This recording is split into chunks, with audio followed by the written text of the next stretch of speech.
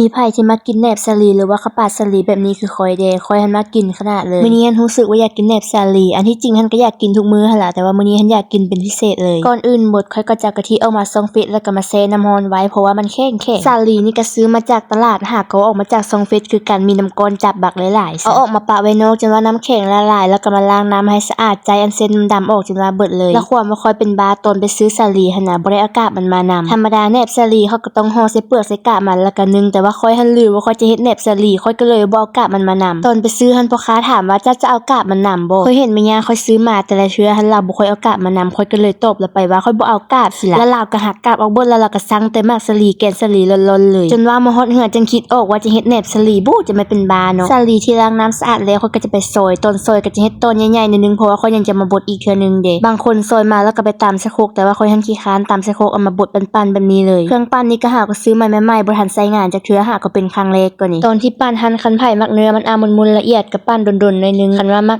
หยาบๆก็ปั้นบึดเดียวก็ได้แล้วแต่ว่าข้อยเฮ็ดมุนๆหน่อยนึงหลังจากที่ปั้นสาลีมุนๆแล้วข้อยก็จะใส่เกลือบวงน้อยเบื้องนึงใส่น้ำตาลหน่อยนึงใส่กะทิ2บวงแล้วก็ใส่แป้งข้าวเหนียวหน่อยนึงเพื่อให้เนื้อมันนุ่มๆยืดๆหน่อยนึงคันไผบ่มักก็บ่ใส่ก็ได้แต่ว่าข้อยมักใส่ตลอดเลยเรื่องความหวานคันไผมักหวานหลายก็ใส่น้ำตาลหลายคันไผมักหวานน้อยก็ใส่น้ำตาลน้อยบัดนั้นข้อยก็จะใส่พิมพ์ได้